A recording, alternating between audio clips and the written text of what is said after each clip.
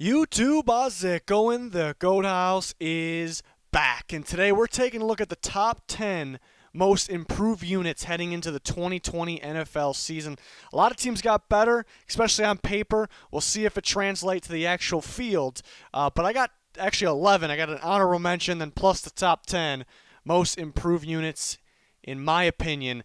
We'll take a look at them in just a second. Trying to reach 60K subscriber goal by week 1 of the NFL, so please help us out by subscribing. You're going to want to turn notifications on. Click that like button. All that would be much appreciated. Full NFL coverage in season. Cannot wait. Just around the corner here. You're going to want to follow that Twitter for updates, whether it's for channel or for the actual NFL there. And we have a podcast. Episodes out every single week. Check it out. Link in the description, the comments for any of that. The honorable mention is going to go to the Eagles receiver units. If you look at their 2019 receivers by snap count, Nelson Agholor kind of led the way there, which is kind of unfortunate. Alshon Jeffrey, J.J. Arcega-Whiteside, and Mack Hollins. So that was kind of their top 4 receivers based on playing time. And then look at their projected receivers in 2020. I think Jalen Reagor ends up being their best receiver because I think he's that talented. I think he fits today's style. I think he's perfect with Carson Wentz, and you can get him the ball in any way, really. Screen pass, end around, deep ball, over the middle. It really doesn't matter. So I think he'll end up being their most productive receiver this year. Alshon Jeffrey still got some juice left in him there. Deshaun Jackson coming back. They did have him last year, but obviously he was hurt. John Hightower I thought was a steal of a pick. This guy's a home run threat receiver, downfield receiver, very good at tracking the ball, running after the catch. And J.J. Arcega-Whiteside, who you still think has some upside, kind of falls down the depth a little bit, but it makes the unit look pretty good. And they did draft Quez Watkins as well. But honorable mention, so basically ranked 11th, just missed the cut. Because, yeah, some of these guys were, you expect the snaps to kind of go to Reagor, Jeffrey, Jackson. Jeffrey and Jackson were on the team last year.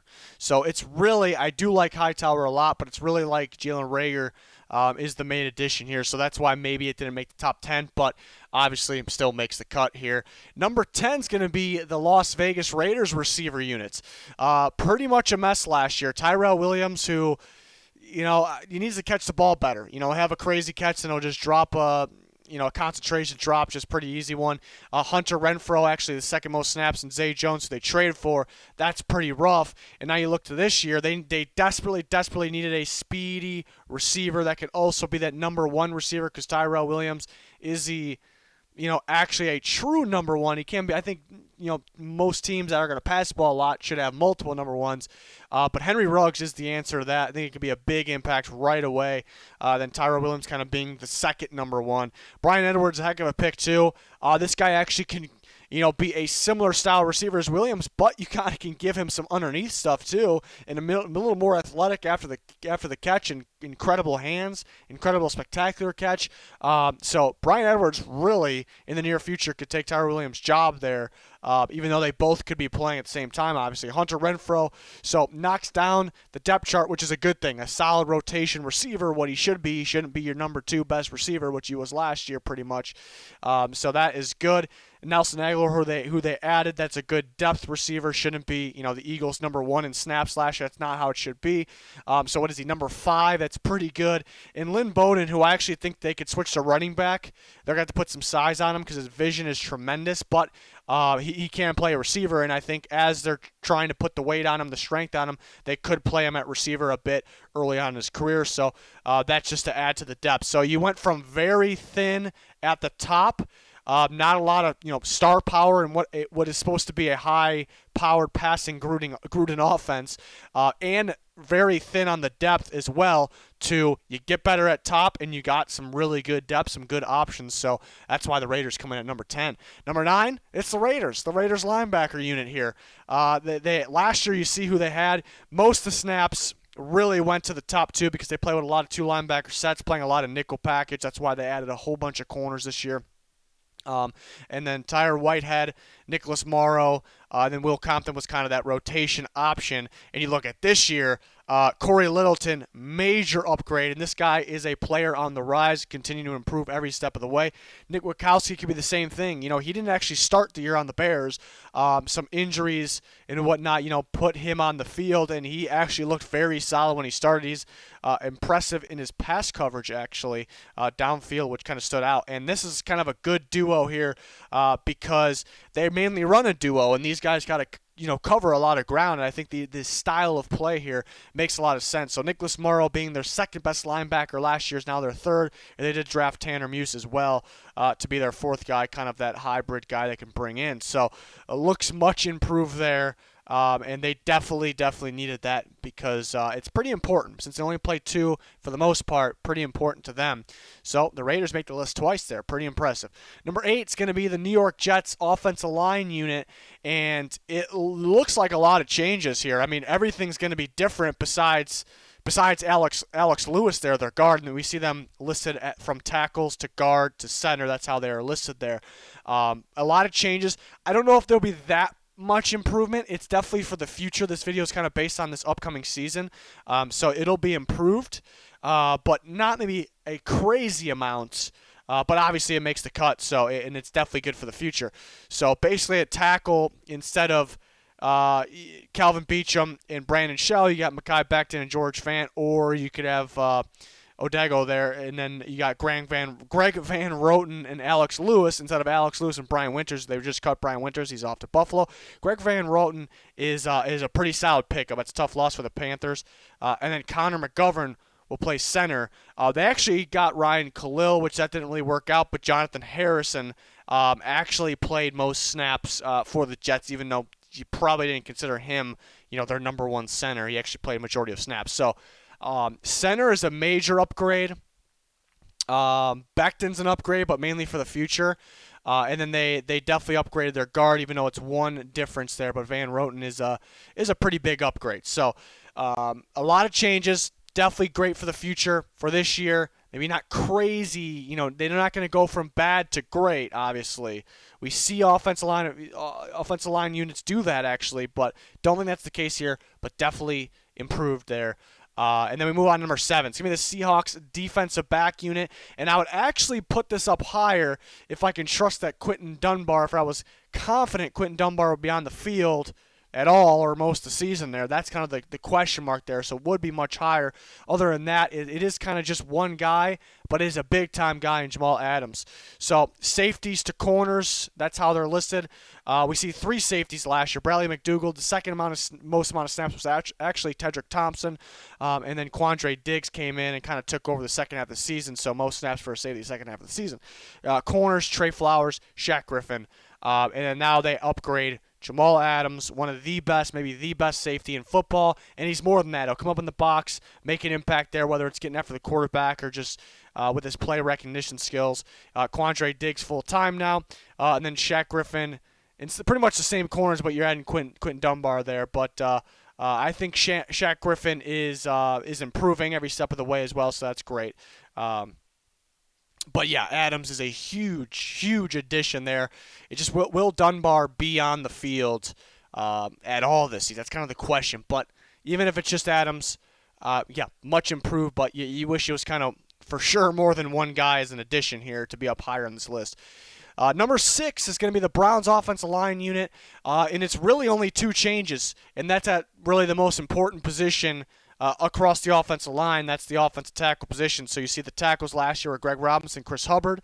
Then you see the guards and the center. Those will stay the same. But then back to the tackles, Greg Robinson, Chris Hubbard will be Jedrick Wills and Jack Conklin for replacement. So, obviously upgrades there.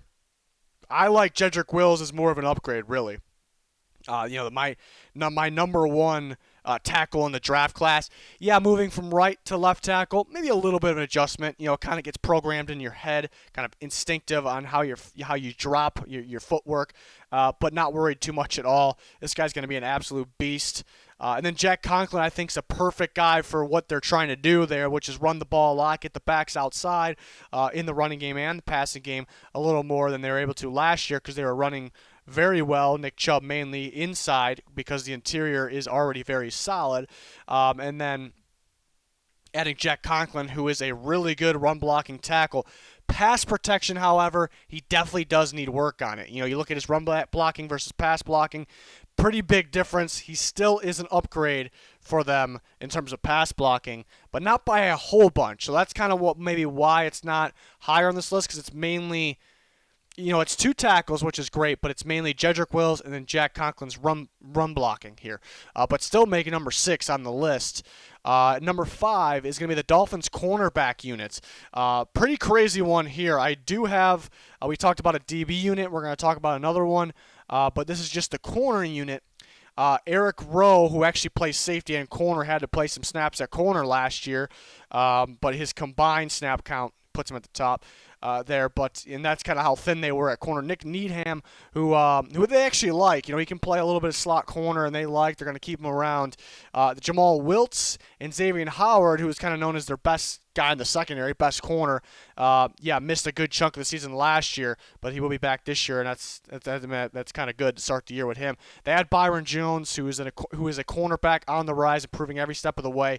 Freak athlete, was a raw prospect, but kind of came out playing great right away, but that was at safety. Recently, 2 years ago, switched to corner, and he's already really good there, so he's going to continue to improve with more snaps. Xavier Howard, so they got a very good corner duo. They draft Noah Igbenogany in the first round, the end of the first round, so that shows how much they value the slot cornerback position, having him and Nick Needham in there. That's just major upgrade there. Yeah, it's one position, but obviously you have, in the Dolphins' case, 3 of them probably starting on the field at once, so that's why I considered a unit here for them. So, major improvements for the Dolphins. Number 4 is going to be the Bengals defensive back unit. You look at last year, from safeties down to corners, down to slot corner. Jesse Bates and Sean Williams were the starting safeties last year. Corners, in terms of snap count, B.W. Webb and William Jackson, those guys were outside. Then Darqueze Dennard in the slot. And Jesse Bates still there. I like Jesse Bates a lot. Playmaker in the back end. He's going to continue to improve. And then Von Bell is definitely an upgrade over Sean Williams. Still a young safety. Had a breakout year last year. He's going to continue to improve. I think it's a perfect pairing with Jesse Bates. They complement each other very well. So much improved at safety. And you look at corner, instead of B.W. Webb and William Jackson, you got Trey Waynes and William Jackson. Trey Waynes, the better of the Vikings corners last year. And, when he came out of college, he was a little bit of a letdown, a little underwhelming, but really, really improved the last couple years. And what stands out about Trey Waynes the most to me for the Bengals is the Bengals' secondary tackling was very poor, very poor. Trey Waynes arguably could be a top 5, maybe even better tackling corner in football. He's a very consistent tackler. Obviously wouldn't be in that high in terms of pass coverage, but he's getting better at it, and does have a good speed to go along with that. And then they had Mackenzie Alexander, which Darqueze Dennard was a pretty good slot corner. I just think Mackenzie Alexander's better. He's just got to stay on the field. Misses minor injuries, will miss some games here and there. I actually think that's an upgrade as well. So upgrade at strong safety, upgrade at cornerback 1, and upgrade at slot corner, which is very important to them. That's throughout the whole secondary there, so that is big time, and that's why they're number 4 on the list. Number 3 is going to be the Baltimore Ravens defensive line unit. I had a tough time splitting up the top 3 because they're all major improvements. I'll get down and get to why I decided to put them where they're at, but this one's an interesting one because the Ravens, you look at their top 3 guys last year, Brandon Williams, Michael Pierce, Chris Wormley, and that made them one of the top run-stopping defenses. So these guys did look pretty good. Brandon Williams and Michael Pierce kind of leading the way for them in terms of standouts across the defensive line. They both really could play nose tackle. It's kind of odd having 2 guys that are kind of nose tackles on the field at once, but that kind of goes into making sure they stop the run, and they did that at a very high level. But they had pretty much a non-existent pass rush from the actual D-line, which you mainly want to get that from your edge rushers, which is not in this category. And the Ravens have been getting it from their inside linebackers on blitzes over the last couple of years in Don Martindale's scheme. That they just could not get it from the actual defensive line, and interior pressure is a game changer. It's kind of rare, but it's coming along more and more in the NFL, and it's a game changer. It's proven to be. So in 2020 here, what do? They go out and add pass rush, which is the name of the game here. Calais Campbell, a guy that can stop the run, but really good at getting after the quarterback from the defensive line. He'll be more of a 3-4 end role if they continue to keep that 3-4. If not, he can play a 4-3 D tackle. Derek Wolfe, pretty much the same thing. Very productive getting out after the quarterback without being an actual edge rusher. And then they still have Brandon Williams for the nose tackle. And then they draft Justin Matabuke from Texas A&M, who is known for getting after the quarterback from the defensive line. So that looks pretty solid, a major upgrade in terms of getting after the quarterback, which is more important, which is the name of the game in today's NFL. Not to mention Michael Pierce is opting out this year. He's gone, but he's opted out anyway, so they wouldn't have him either way. What split them up, why they couldn't be 1 or 2, is because they actually may take a little bit of a hit in the run game, because Brandon Williams and Michael Pierce are very, very good run stoppers. They still have Brandon Williams. They lose Michael Pierce. They take more of a pass rush approach. Still having Williams, Campbell, still a good run stopper. Not much of a hit at all. And they add what is very important, that pass rush to their game, and that's why they're in the top 3 there. Number 2 is going to be the Arizona Cardinals linebacker unit. Quite the changes here, I think. Adding Jordan Hicks last year was good, tackling machine. Hassan Reddick, came in out of Temple. I graded him as an edge rusher. They moved him the inside linebacker. That was a mistake, and it just hasn't worked well. And they had Joe Walker in there as well. It's pretty much Jordan Hicks carrying the load. It's really what it was. That's about it. That's really what it was, and that's unfortunate. And they do have outside linebackers were more of edge rushers in the screen. I'm talking about, in their system. I'm talking about off-the-ball linebackers here. So it's really just Jordan Hicks back there. They had Isaiah Simmons, who he can play anywhere. We'll see him at outside, inside, safety, corner. We'll see him everywhere. But his title is linebacker. This was one of the better prospects I've seen in some time, maybe ever. Freak guy, and it can be involved in any way. So this could be right away, right off the bat, their best linebacker. Jordan Hicks, still there, obviously, still very good. They had Devondre Campbell, who is a tackling machine. That they gained him from the Falcons, and he had a tough role on the Falcons too.